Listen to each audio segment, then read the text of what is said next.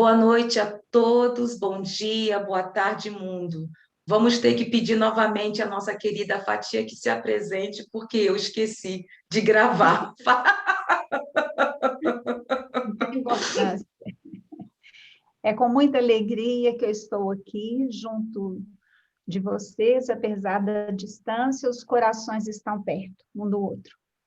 Eu moro aqui em Belo Horizonte, Minas Gerais, Brasil, trabalho na doutrina há mais de 50 anos e já trabalhamos aí, né, na coordenação de evangelização, mocidade, faço palestras, sou voluntária em 2 casas, sou psicóloga e trabalho como voluntária numa creche espírita também aqui, e a honra é toda minha de estar aqui com vocês. Né, estamos ligados aí pelo amor de Jesus, que comanda essa grande nau que se chama planeta Terra. Exatamente. E vimos essa mensagem maravilhosa e emocionante. Minha linda, então a palavra é contigo. Vamos aqui, no caso, aí até 15h20, certo? Ok. Aqui, 19h20. Um abraço carinhoso. Muito obrigada. E, mais Vamos uma lá. vez, está aí contigo a palavra. Obrigada. O assunto hoje é muito apaixonante, né, muito lindo, e que é a reforma protestante. Nós, então, veremos hoje as causas da reforma protestante.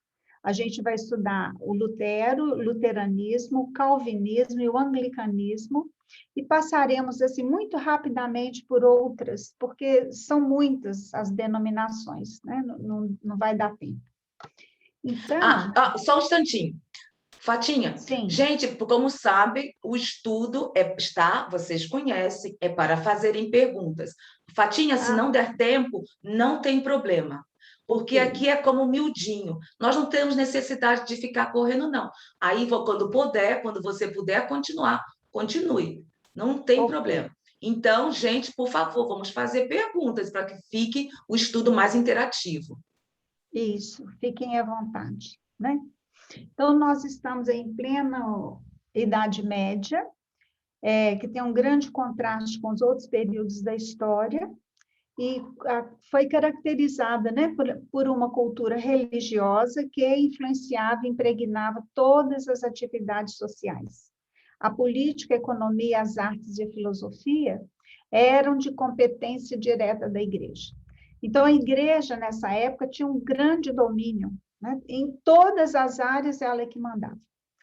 Nós só vamos recordar que existiu o cristianismo primitivo, depois houve a grande esquina de pedra, foi uma letra I do alfabeto grego, quando resolveram que Jesus era Deus e não mais filho de Deus. Aí deixou de existir o cristianismo primitivo e passou a existir a Igreja Católica Apostólica Romana, que fugiu do ideal de Jesus. Então, eles comandavam tudo, né? E, na verdade, o que eles queriam era fortalecer bastante, tanto o poder político que eles tinham, quanto o poder econômico. O papado, então, ele era, ao mesmo tempo, uma potência religiosa, mas uma potência política. Foi um casamento muito perigoso da igreja com a política, da igreja com o setor econômico, porque, a partir daí, houve muita prostituição, entre aspas, e que, na verdade, fomos nós mesmos. Ficamos à vontade para falar, porque éramos nós lá atrás, naqueles tempos, né? A gente traiu Jesus feio. Então, grande parte da vida econômica estava organizada ao redor das igrejas. É um poder, assim, gigantesco, o que vai ser uma das causas da reforma protestante. O Emmanuel, ele tem uma fala muito linda, né? Ele fala que a renascença iniciada do alto clareou a terra em todas as direções. A invenção da imprensa facultava o mais alto progresso no mundo das ideias, o terreno preparado para o advento do Consolador prometido. Olha, é tão bonito isso, porque nada é por um acaso. Então, espíritos missionários foram reencarnando, na verdade, para preparar a chegada da doutrina espírita. Existiu o cristianismo primitivo, depois a deturpação desse cristianismo deixou de ser.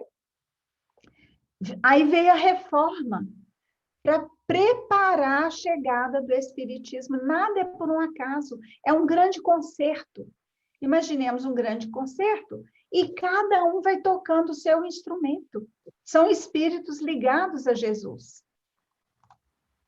Eu acho isso assim de uma beleza ímpar, né? É algo que a gente não pensava que fosse dessa forma, tão intenso.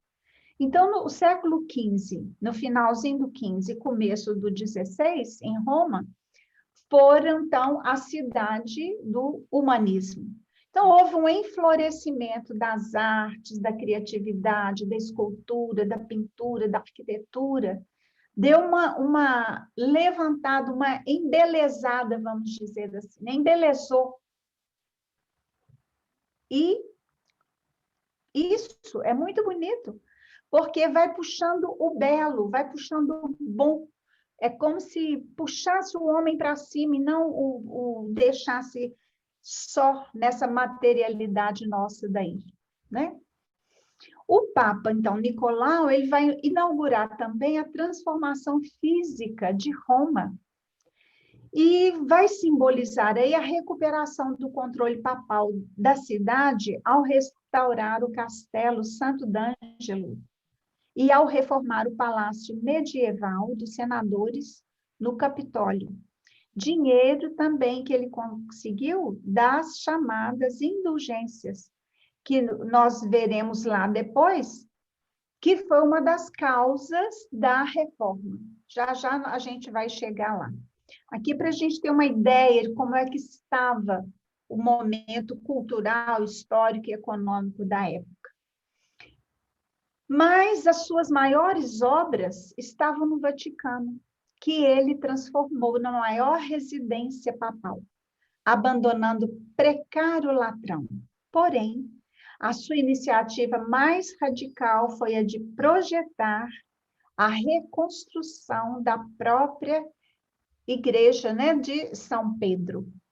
Então, a gente vê uma preocupação gigantesca com a exterioridade e não com a interioridade. É uma época de muita beleza, mas uma época também de nenhum mergulho para dentro. Puxava o homem era para fora de si mesmo.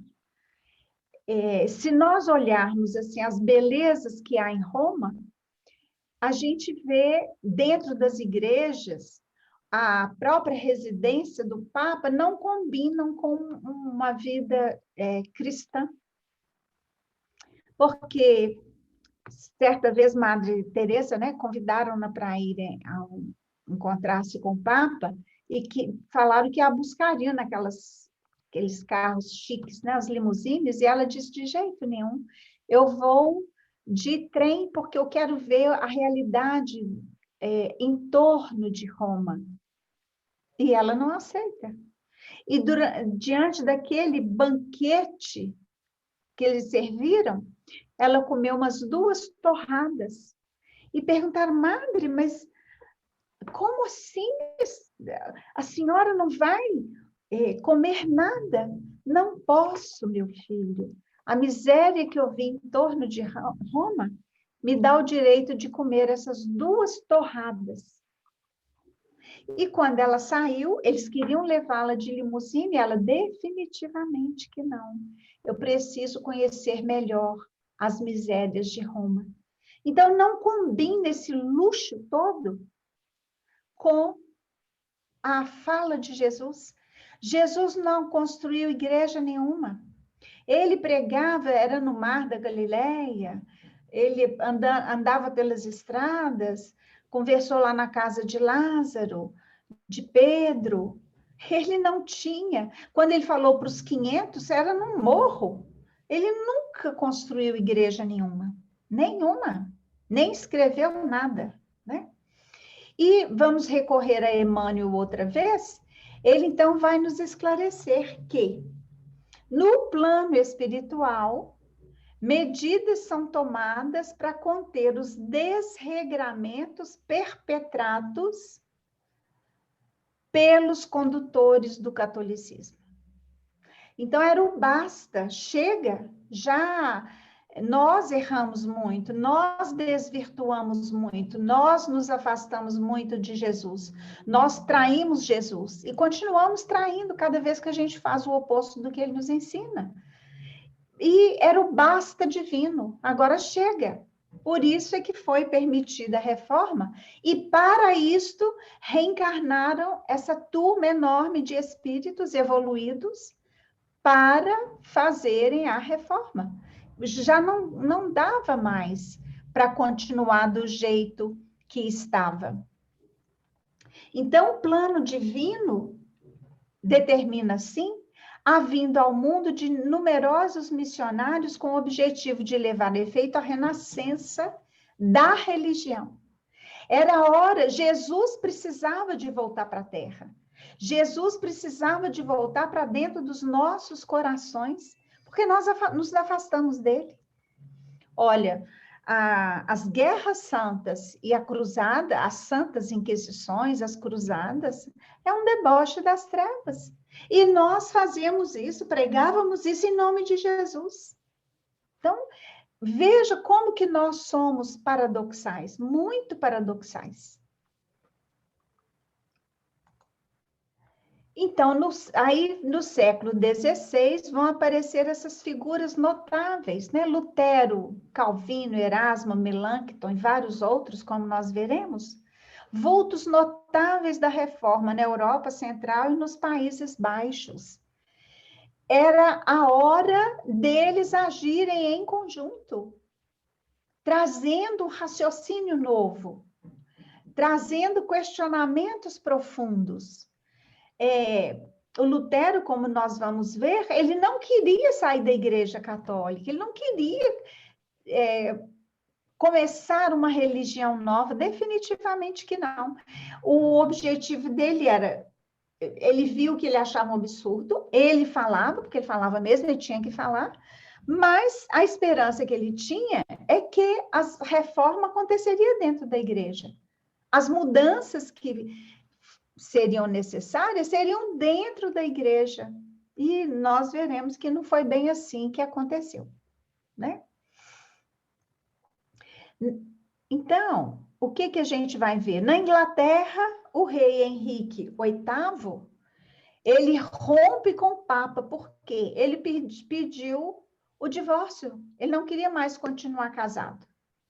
Como o Papa não deu o divórcio, não anulou o casamento dele, porque a igreja naquele tempo não permitia mesmo, então, o que ele fez? Rompe com a igreja e cria a própria igreja, e ele, o rei Henrique VIII, era a autoridade máxima da igreja. Os reformadores suíços, né, Calvino, Zwinglio, defendiam um rompimento mais radical com o catolicismo. Então, o Henrique VIII rompeu já definitivamente, o Zwinglio e o Calvino também desejavam um rompimento mais radical.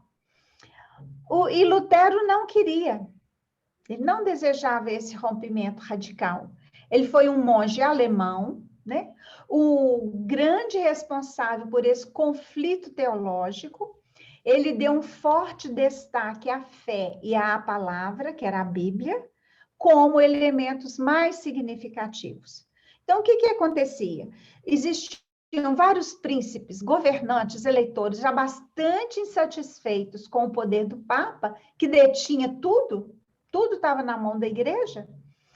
E eles, então, como transformaram as igrejas dos seus próprios domínios em igrejas estatais, para sair da tutela do Papa.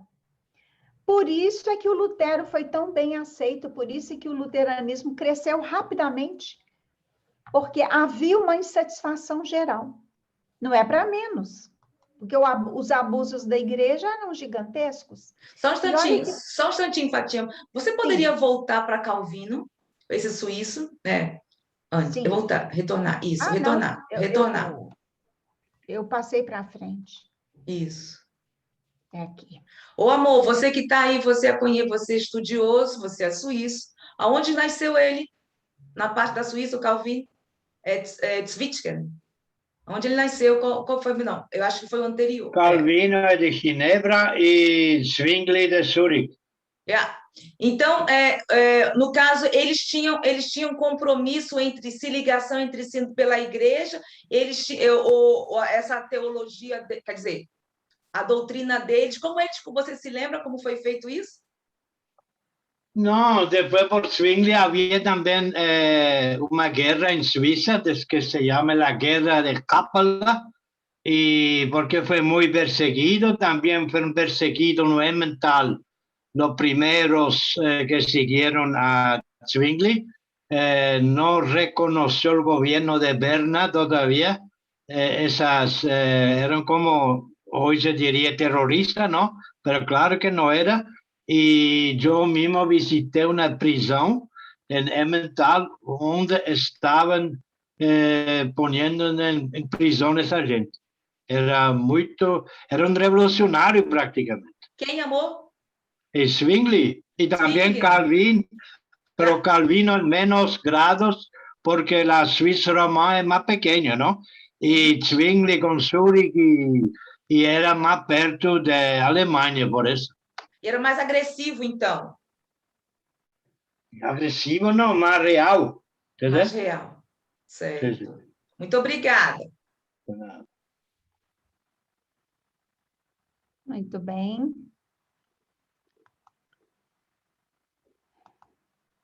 Aí o Emmanuel, olha que beleza, ele vai revelar que a reforma e os movimentos que lhe seguiram e vieram ao mundo, olha a missão, que linda, gente. Exumar a letra dos evangelhos, enterrada até então nos arquivos da intolerância clerical, nos seminários e nos conventos, a fim de que, depois da sua tarefa, pudesse o Consolador prometido pela voz do Espiritismo cristão ensinar aos homens o Espírito Divino de todas as lições de Jesus. Olha, mas isso é de uma beleza. O que é exumar? Tira lá, abre a cova, abre o caixão, não é assim? Então, exumar a letra dos evangelhos que havia sido enterrada. Como? Porque se ela não tivesse sido enterrada, jamais existiria cruzada, jamais existiria Inquisição. Teve um português que foi preso, torturado e morto porque encontraram uma carta de amor da esposa para ele. Olha se tem lógica. Fora os casos em que plantavam provas falsas, porque a igreja estava de olho na riqueza daquele indivíduo, daquela família. Então, a missão desses reformadores era exumar a letra dos evangelhos enterrada nos arquivos da intolerância clerical. E por quê? Precisava de fazer isso primeiro, para depois chegar ao Consolador prometido, que é a doutrina espírita, para ensinar o Espírito Divino de todas as lições de Jesus. Compreenderam a importância desse movimento e que nada é por um acaso, está tudo muito bem orquestrado por Jesus, porque todos são discípulos de Jesus, todos são seguidores de Jesus. Eles vieram chacoalhar a humanidade mesmo, chacoalhar a igreja. Não é possível continuar desse jeito, não dá mais. Então, o protestantismo, o que ele foi? Foi esse movimento que surgiu no século XVI para conter os abusos do clero católico, sobretudo em relação às indulgências. Gente, imagina, Nós vendíamos indulgências. Você compra o céu. Você me dá um dinheiro e eu te vendo o céu. Você está garantido. A minha avó, Maricota, mãe da minha mãe, doce de espírito, um espírito muito evoluído. Ela era católica. E eu me lembro, eu era assim, adolescentezinha, e ela passou a morar conosco, né, na casa dos meus pais, e eu estava lá ainda, e ela me mostrou, era assim, um papel lindo, mas um papel todo muito colorido, e a vovó pagou, não sei, eu não saberei dizer, assim, em termos de dinheiro, o que seria hoje, mas ela pagou para garantia dela no céu. Era a passagem, o bilhete para ela entrar no céu. Era assim, parecendo um diploma grande, com o nome dela, assim, aquelas letras bordadas, né, que estava assegurada a ela a entrada no céu. Nós fizemos muito isso. Essa que foi a maior causa da reforma, essa vergonhosa venda de indulgência, né?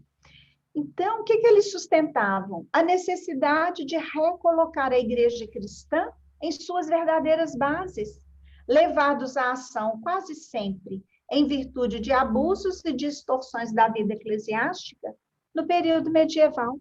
Porque não foi isso que Jesus trouxe para a Terra, definitivamente que não. Mas como o povo era pagão, e o imperador Constantino havia sido curado, ele então queria implantar aquilo onde ele dominasse. Aí que foi o grande problema.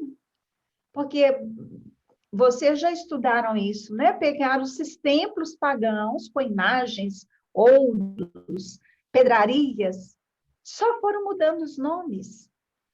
Então, aí que é a grande esquina de pedra. Não sei se vocês já leram, mas tem um livro do Wallace Leal que chama A Esquina de Pedra, que vai narrar toda essa trajetória do que houve votação, e o grupo que queria votar pela simplicidade, pela singeleza, para não envolver esses templos luxuosos, não tinha nada a ver, que Jesus não era Deus, era filho de Deus, esses perderam na votação, né? Então, a história do protestantismo deve começar com uma compreensão dessa tentativa de recuperação, segundo se entendia, da vida da igreja à luz do evangelho, dentro, contudo, de um contexto sociocultural no período medieval. Então, era um protesto mesmo. Eles precisavam recuperar esse cristianismo.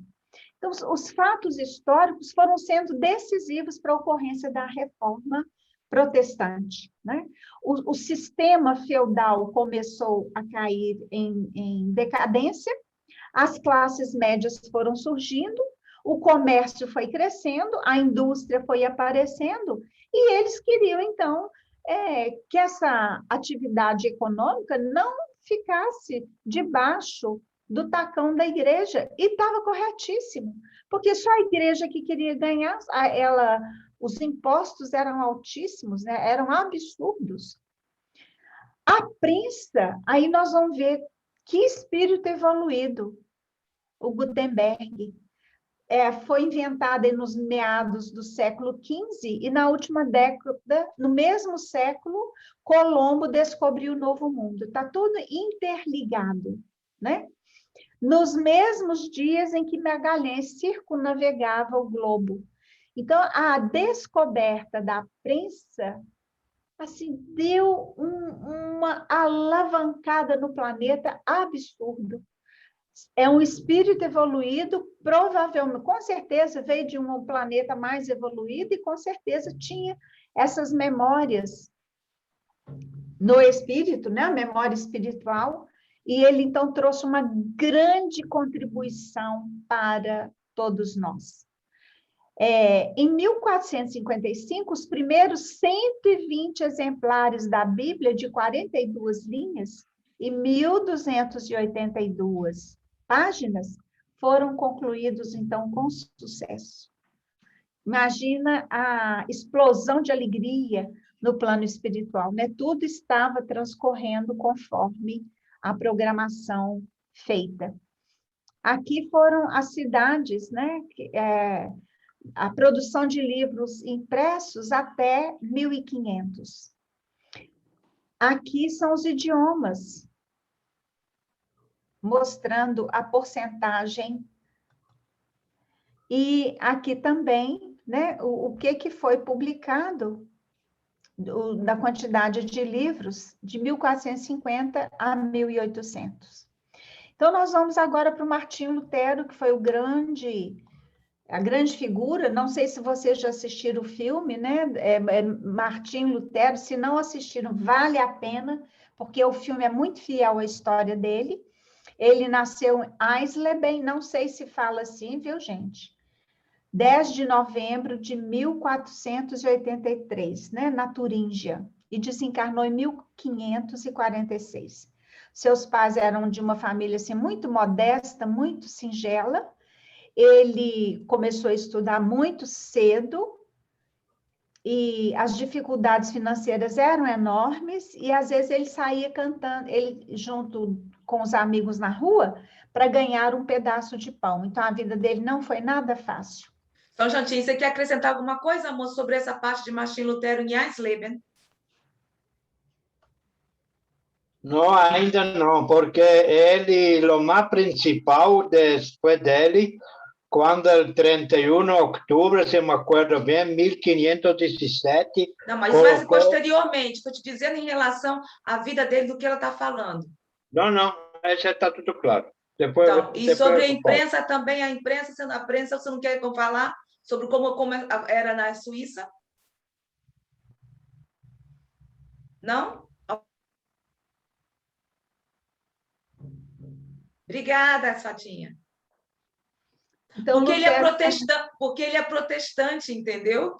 Ah, que ele é protestante e... Não, veja bem, eu sou muito, vamos dizer, fanático de Luther. Conheço toda a sua história, vi 5 vezes o filme, li o livro, esse é meu ídolo. Tenho 2 ídolos, Luther e Mahatma Gandhi. Muito bem. E ele aí contribui um pouco, agora, né? Você me deixou até com vergonha. Não tem nada a ver. Não vem. Você nos dá uma isso é pouca coisa. Olha, Ernesto, eu só estou fazendo um telegrama. E a gente está aqui aprendendo todos juntos, aqui não existe melhor ninguém. Você é melhor, eu não sei muita coisa não, tá? Obrigada. Maravilha.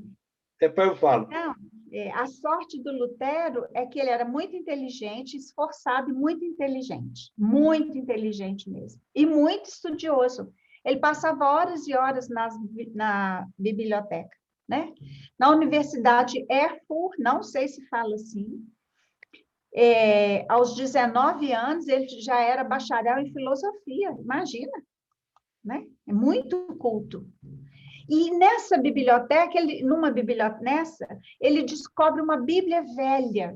Como ele sabia latim muito bem, ele ficou horrorizado de ver que os padres falavam quase nada, eles ensinavam quase nada. Olha que absurdo. E ele viu que a Bíblia era um manancial de ensinamentos maravilhosos e que estava fechado, porque o povo não lia. A Bíblia não era lida, ela não era traduzida, aí ele começou a ficar horrorizado com essa situação, né? Horrorizado. Em 1507, ele foi ordenado, então, sacerdote da Igreja Católica Apostólica Romana, na Ordem dos Agostinianos, né? E a primeira missa, a narrativa é linda, porque falam que a primeira missa que ele fez foi de uma emoção. Eu fiquei pensando se, com certeza, ele foi instrumento dos bons espíritos nessa missa, imagine. Porque ele estudou a Bíblia de trás para frente, de frente para trás, a conhecia profundamente. Sabia o que os padres estavam escondendo. E passou a trazer isso para o povo. Então, foi muito emocionante essa missa, como várias outras do Lutero. com certeza, né? E ele tinha uma mente muito inquiridora, ele não engolia qualquer coisa, passava pelo crivo da razão dele. Então, no auge dessa crise espiritual que ameaçava precipitá-lo ao desespero, chega um homem, assim, um espírito que vai ajudá-lo muito, que é o Joanes, né? É uns nomes que eu nem sei falar. Que vai ajudá-lo muito. Então, ele vai ser assim, um mentor do Lutero, um aconchego, uma proteção, um amparo. Mas lembrando que tudo está orquestrado por Deus, né? Tudo está sob o controle e a supervisão de Jesus. E ele, então, foi conduzindo Lutero passo a passo no conhecimento do Evangelho. Olha que beleza. E com isso, Lutero foi se fortalecendo para o que ia de vir, que não era nada fácil. Só um espírito muito forte, evoluído como Lutero, daria conta dessa missão. E com a ajuda do Joanes, porque ficar sozinho numa luta dessa é dificílimo. Então, foi um amparo espiritual, um amparo filosófico, né? Um amparo de alma. Muito bonito isso. Aí, aquela noção do purgatório defendida pela Igreja Católica, que foi admitida em 593, até então não existia nada disso, o purgatório originou um comércio escandaloso das indulgências,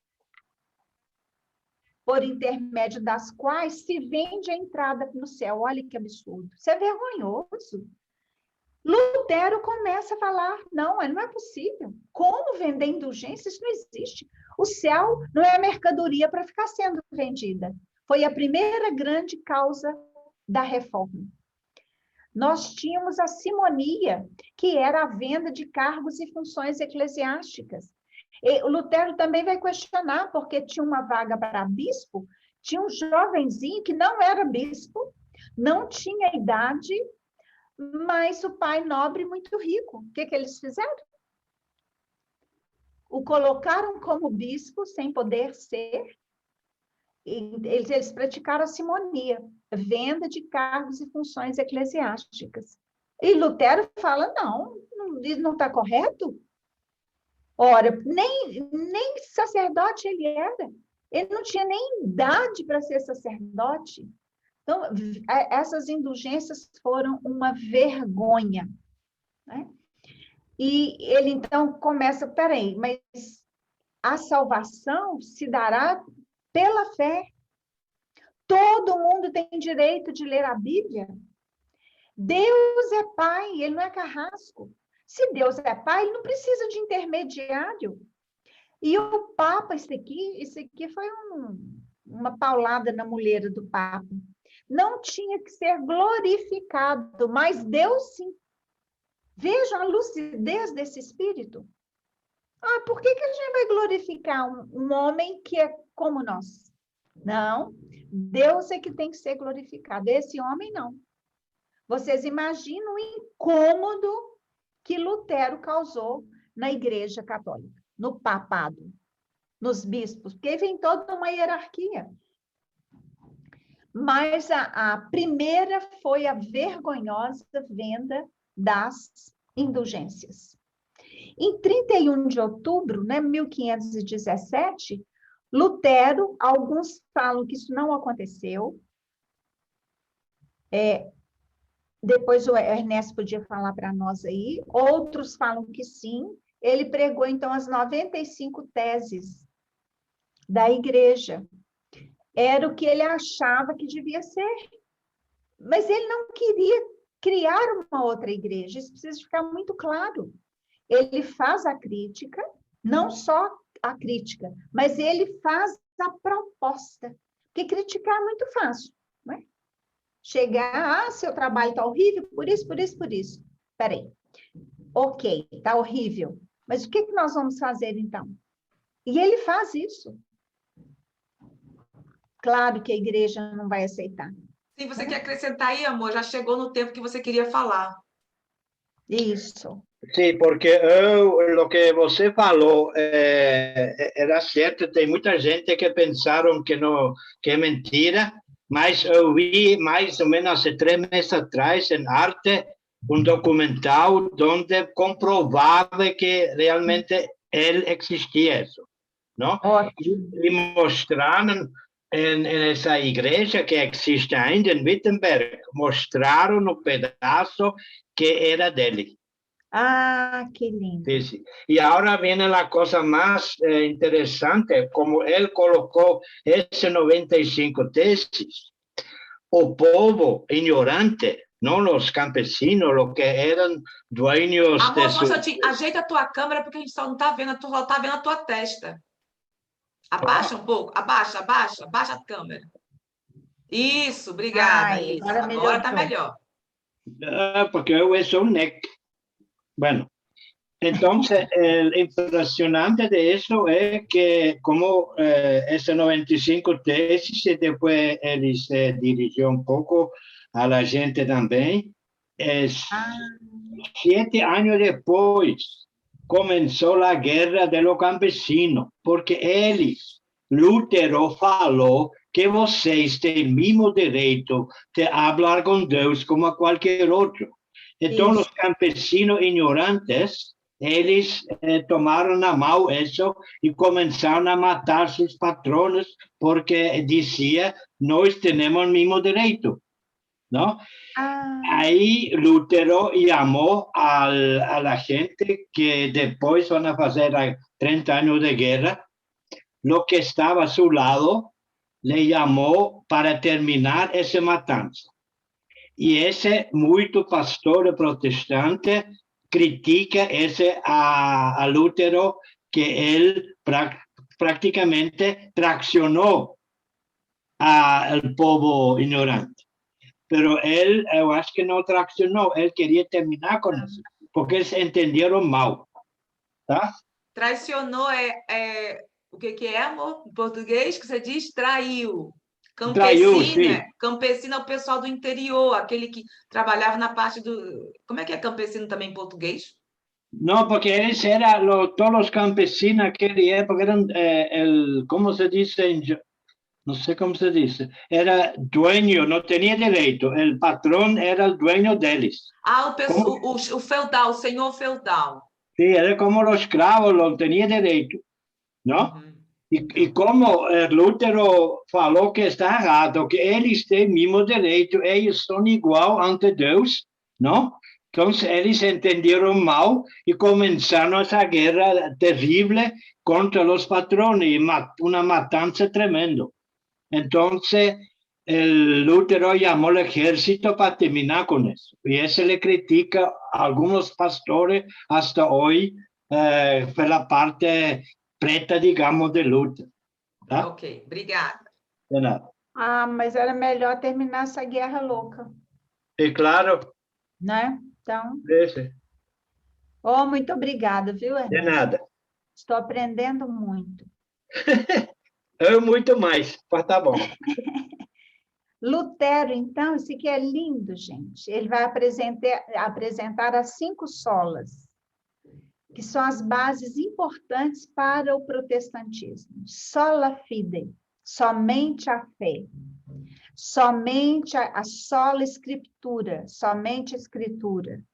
Solus Christus, somente o Cristo. Sola gratia, somente a graça. Sole Dio, glória, glória somente a Deus. Ora, vocês imaginam o Papa, como é que não deve ter ficado bravo? Ele que era o supremo, né? O máximo, mas não, ele não é o máximo, Deus é que é o máximo. Então, Lutero também deu uma chanfrada no orgulho desse povo, mas eles não aceitaram. Porque se ele tivesse sido ouvido, nossa, a Igreja Católica teria tomado um novo rumo, muito melhor. Vocês vejam bem que Deus deu a chance para esses líderes, enviando Lutero para a Terra. para chacoalhar, ele veio para chacoalhar a igreja mesmo, para mudar isso, mas eles não aceitaram. Mas aí também é problema deles, né? Não é do Lutero. Então, os postulados de Lutero constituíam, antes de tudo, modalidade de combate aos absurdos romanos, sem representar o caminho ideal para as verdades religiosas. Então, a Igreja Católica estava indo aí para a esquerda, vamos dizer. E o Lutero apontava, não, melhor a gente pegar essa via aqui, ó, que é sem simonia, tudo isso que ele sugeriu que fosse, então, ouvido. Essas 95 teses que fossem atendidas. Seria uma mudança de rumo para a Igreja Católica Apostólica Romana, que já tinha fugido do cristianismo primitivo lá atrás. Então, a beleza do movimento da reforma, a beleza do trabalho de Lutero, é que é um movimento de retorno às fontes primitivas do cristianismo. Como que o povo vai ser cristão se ele não pode ler o livro, as falas de Jesus? Vocês vejam o absurdo. O Emmanuel, no A Caminho da Luz, fala que a Inquisição atrasou 600 anos de evolução aqui na Terra. Gente, vocês já imaginaram o que são 600 anos de evolução? Se a gente pegar aqui vamos dizer, os 20 últimos anos de evolução tecnológica, ela é maior do que todo o restante aí para trás? 600 anos é muita coisa, mas por que atrasou?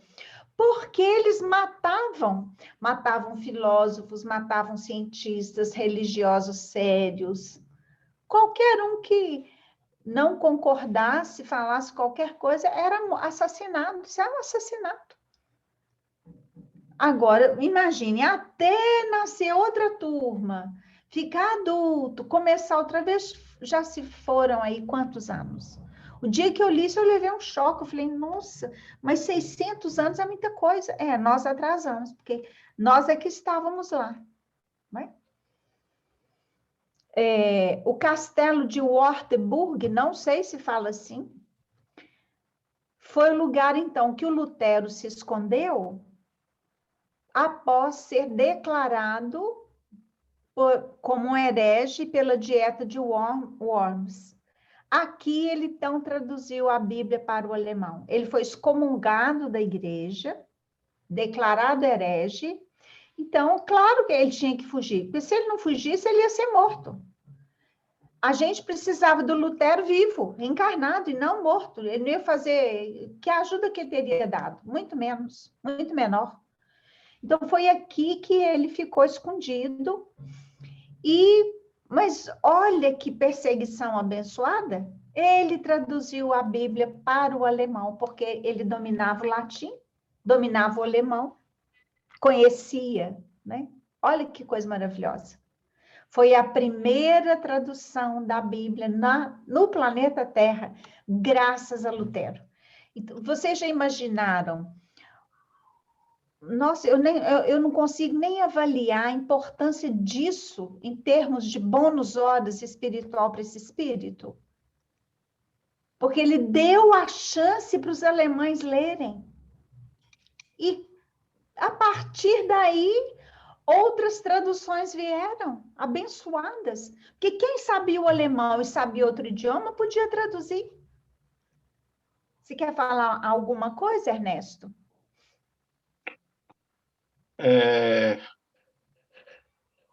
A câmera, amor, a câmera. Abaixo. Assim? Assim, Isso. Se me lembro bem, ele traduziu essa Bíblia de, como você falou aí, 1534 até 1545. Estava traduzindo. Foi um longo tempo. Sim, foi a obra mais importante para o mundo alemão, porque aí, pouco a pouco, começaram a entender, e antes solamente nem sabia o latim, o povo, não? Entonces, não. por eso aprovechó la Iglesia Católica y le hicieron miedo para se ver bien no filme, para que ele paga, não? É. Agora, vocês vejam bem, né, gente? Não tinha computador, não tinha máquina de datilografia, era tudo à mão. Vocês já pensaram nisso? Ele demorou 11 anos, ele demorou pouco tempo. Ele foi muito ágil, muito rápido, a pensar que era tudo escrito à mão. E a Se tradução... compararmos também com Kardec, porque interessante que ele levou também isso, mas a mesma coisa, 11 anos. A mesma coisa. Interessante, né? É o mesmo raciocínio. Porque vocês imaginam, eu não trabalho com tradução, mas eu conheço gente que traduz. Não dá para ler assim e você colocar as mesmas palavrinhas, não. Tem hora que fica sem sentido. É muito difícil a tradução. Ser o mais fiel possível ao livro que está sendo lido e o mais fiel possível à língua, ao idioma para o qual está sendo traduzido. Porque, às vezes, é uma palavra em latim e que não tem no outro idioma. A palavra perdão, por exemplo, não existe em latim. É afieme, em latim, lá na Bíblia, na primeira tradução. Não, perdão. Afieme é da tradução grega. E demitere é da tradução latina. Não existe a palavra perdão. Perdão foi introduzido no português. Então, o trabalho do Lutero, não só para a Alemanha, quer dizer, o primeiro povo a ser beneficiado foi o alemão, mas a partir daí surgiram outras traduções. Então, ele espalhou a fala de Jesus pelo mundo, ele deu o pontapé inicial. Você se lembra, não sei se você leu, é um livro antigo, espírita, As Marcas do Cristo, volume 1 e volume 2, Hermínio Miranda. Não sei se você leu, ele fala justamente desse processo, dessa época de Lutero, e que diz ali que Lutero seria a reencarnação de Paulo, né? Aí tem essa confusão no meio espírita, porque muita maioria não aceita. Então, se realmente foi Paulo, está completamente compreensível, porque um espírito como Paulo, que sabia tudo, né? Então, na Marcas do Cristo, de Hermínio Miranda tem falando muita coisa para quem quiser realmente se aprofundar no assunto. Obrigada, Fatinha. Não duvido, porque o Lutero é um espírito super, super culto e ponderado, né? Muito ponderado. Já o Calvino, ele foi jurista, teólogo, né? Um dos maiores vultos também da Reforma, nasceu na França e morreu em Genebra. Ele não viveu muito tempo, né?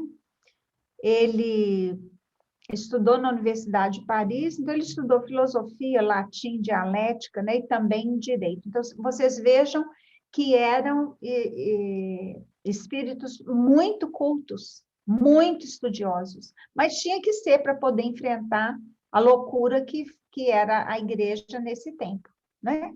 A conversão de Calvino foi rápida e se pode atribuir a 3 causas. O estudo das escrituras, porque ele tinha acesso, ele sabia latim, a influência de amigos e os bons exemplos que muitos membros da Reforma deram quando perseguidos. Então, ele viu uma atitude maravilhosa nesses reformadores. Ora, se nós pensarmos, vou ter que fazer uma reforma na minha casa, a parte hidráulica não está boa, é um trabalhão, não é? Vai ter que quebrar parede, quebrar chão, trocar tubulação, não tem jeito. Troca a tubulação toda, troca as peças que forem, se for na cozinha, se for lá no banheiro, onde que for. É muito trabalho. Agora, imaginemos uma reforma a nível de religião, de filosofia, de comportamento, de atitudes. Haja parede para quebrar. Do egoísmo, do orgulho, da inveja, do ódio, do ressentimento, da mágoa, da inveja, e vai por aí afora. Eu fiquei pensando, quando eu estava preparando o estudo, eu falei, gente, se uma reforma numa casa, dessa trabalheira toda, um pó, suja tudo, aquela confusão, imaginemos a reforma nessa estrutura chamada Igreja Católica. Só espírito com muito de estirpe mesmo, evoluído mesmo, para dar conta, senão não daria conta. Né? Não daria mesmo. Então, por defender a sua ideia, fugiu para a Suíça, fugiu aí, onde escreveu sua grande obra sobre a reforma, que são os estatutos da religião cristã. Então, ele vai apresentar uma espécie assim, de enciclopédia teológica. E passou a viver em Genebra. Então, ele não pôde... ele fugiu e ficou, né? Mas, muito importante também, e aí ele, então, fundou a igreja presbiteriana, ou presbiterianismo.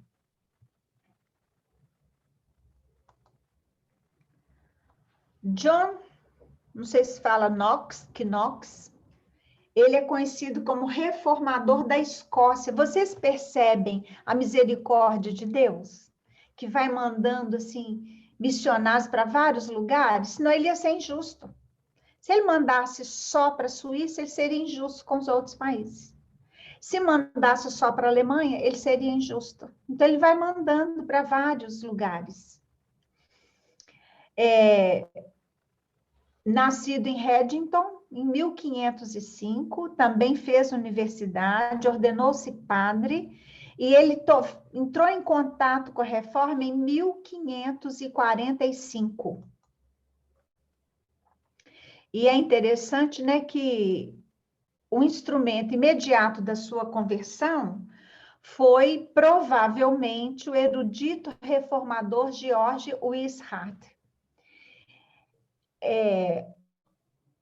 O Knox seguia o George incansavelmente. Ele falava que ele andava com uma espada e que, se preciso for, ele defenderia o Wishart. Então, a gente vê assim, o encadeamento, né, de espíritos amigos, inclusive, porque vocês percebem que o trabalho deles assim, está todo interligado. Então, são espíritos amigos, são espíritos evoluídos. O John Wycliffe, ele nasceu em Yorkshire, na Inglaterra, é um teólogo também, né? Ele é considerado o precursor da reforma protestante. Ele foi, assim, o que começou a preparar o terreno. Ele também traduziu a Bíblia para o inglês, né? Foi a primeira edição completa, que existia uma tradução, mas era só metade. E olha a importância desse homem também, porque joga para o inglês. E o inglês é uma língua que muitos países, né, ou várias pessoas que moram em outros países falam inglês. Então, foi de uma beleza também ímpar. Com certeza, amigo, né, do mesmo naipe aí de um Lutero, eu não tenho dúvida nenhuma. Como nós vemos no próprio, quando começou naquela parte das mesas girantes no Universal. Nós vemos aí igual que a verdade chega para todos no momento ideal. Então, vê, fulano reencarna ali, ciclano aqui, e você vê que é universal. Quando tem que ser algo grande, que seja um progresso para o mundo, eles espalham para todos os lados. Aí se nota, né, Fatinha? É bonito demais. É lindo, é lindo. Então, a gente vê assim, é um grupo de espíritos, com certeza eles se reuniram com Jesus antes disso tudo acontecer, estabeleceram os projetos e foram reencarnando. Exatamente. É lindo. É lindo, é lindo. Obrigada, Fatinha. É bonito, bonito demais. E a gente vê a amorosidade de Deus, que vai nos oferecendo oportunidades. E quando é para chacoalhar a terra, vem em todo lugar mesmo. Não dá para ficar restrito só num paizinho, ou um país aqui, outro ali. Tem que ser geral mesmo, né? Jan Hus, ele também nasceu na República Tcheca. Não se sabe com certeza, mas acham que foi em 6 de julho de 1369. Também se sentiu muito atraído pela vida sacerdotal e gostava muito do John, né, que traduziu lá a Bíblia para o inglês. Olha a ligação aí dos espíritos. Ele era bacharel em letras, tornou-se também bacharel em teologia, mestre em teologia, ordenou-se também padre, foi reitor da Universidade de Filosofia de Praga. Vocês vejam que ele também era um espírito muito culto. Ele iniciou um movimento baseado nas ideias do John Wycliffe e se opôs também à venda de indulgências e à riqueza do clero. Não combinava. Não se vende o céu. E o clero não tem que ter essa riqueza que ele tem. Definitivamente que não. Não combina com o cristianismo primitivo. Não combina com a proposta de Jesus. Ele também era pregador na igreja de Belém, em Praga. Ele falava, olha que interessante, ele pregava na língua tcheca. Ele não falava, fazia a missa em latim. Então, ele já contrariava Roma. Ele não obedecia, porque tinha que fazer a missa em latim. As minhas duas, a mais velha desencarnou bebê, a minha segunda irmã e a terceira, quando eram meninas, ainda elas pegaram a missa em latim. Imagina. É muito doido isso, né? Ele foi queimado vivo, porque ele começou a pregar contra a indulgência, fazia a missa em tcheco. Como? Que ousadia que era essa? Ele foi queimado vivo. E é uma das reencarnações de Allan Kardec, né? O Hus aí é pato, né? E ele fala, hoje queima-se o pato, mas a ideia jamais poderá ser queimada. Então, é um espírito muito evoluído. Muito evoluído.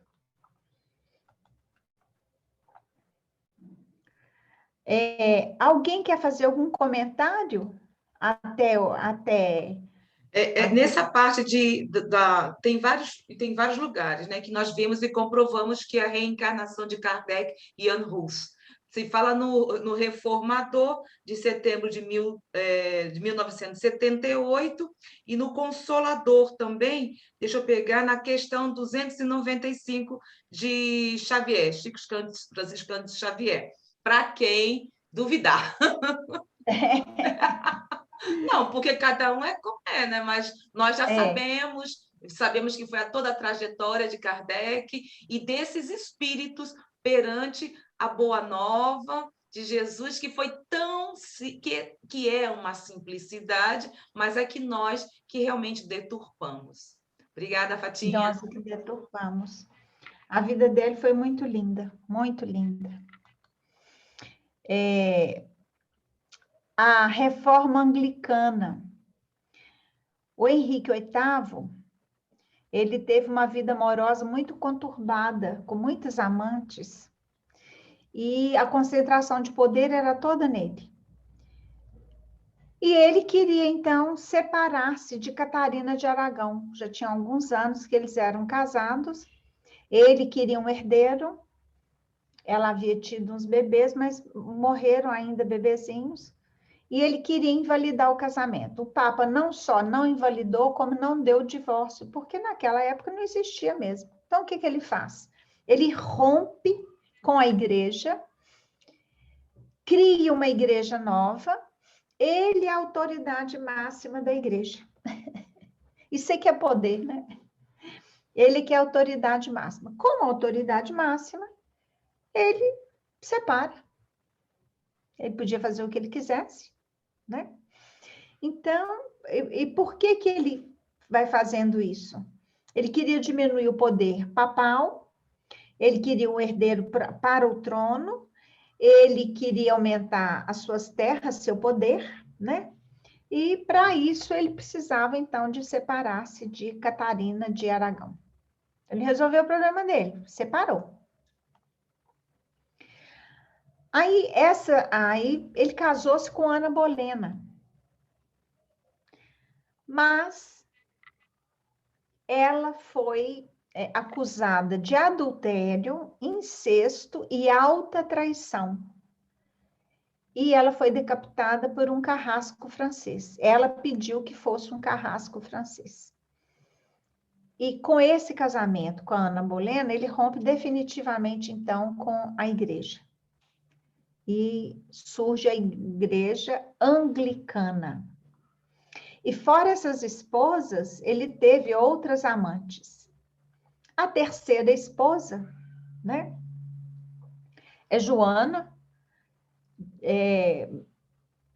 Pelos historiadores, né, falam que ela foi o grande amor dele. E tiveram um filho, e vai ser então Eduardo VI, o rei Eduardo VI, filho aqui dos dois, né? Esse quadro aqui está simbolizando os dois, o Henrique VIII e a Joana. A quarta é a Ana de Düsseldorf. Düsseldorf é a Alemanha, se não me falha a memória, né? É a Alemanha. Fica também um período só com ele. A quinta é a Catarina. Ela também foi julgada por adultério e morta. A sexta é a Catarine.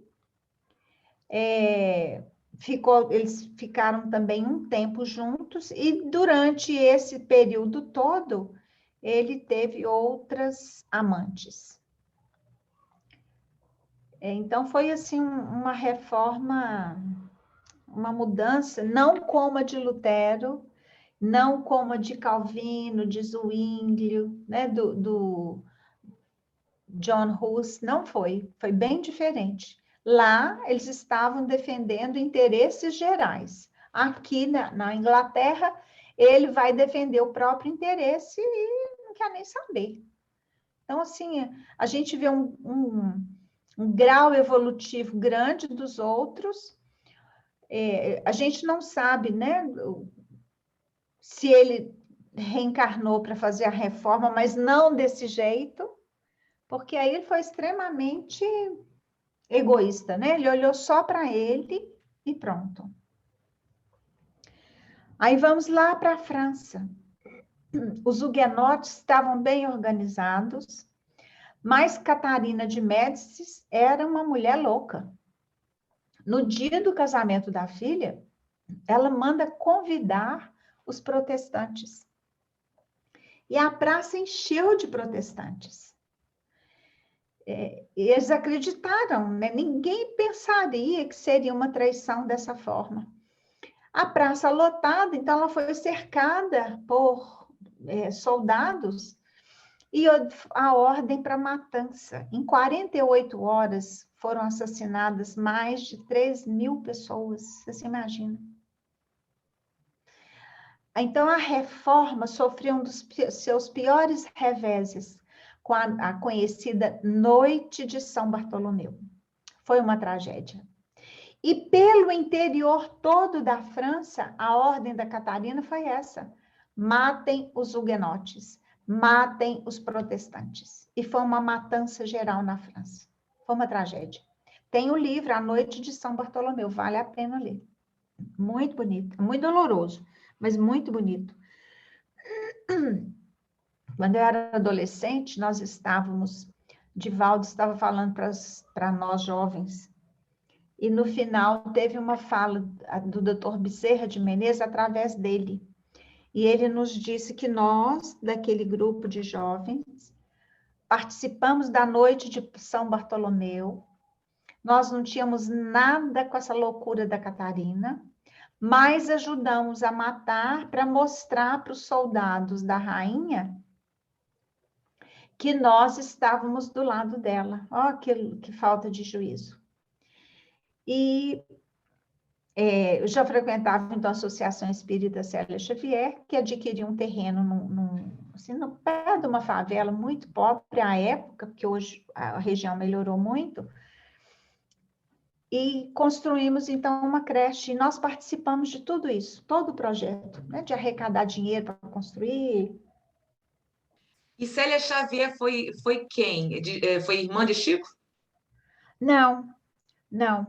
É aqui de Belo Horizonte mesmo, né? Tinha um casal, José, eles que fundaram esse centro, e ela morreu muito jovem. Então, em homenagem a ela, eles deram o nome, né, do centro. Ah, então não tem nada a ver com Chico, né? Porque Xavier Não. também. Não, nada a ver com Chico.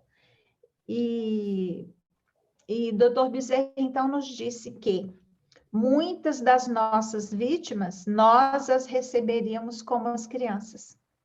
Aí eu fui fazer serviço social para trabalhar na obra. E a gente, então, batia perna na favela, né? A gente visitava. À época, as creches eram ligadas à Secretaria de Ação Social.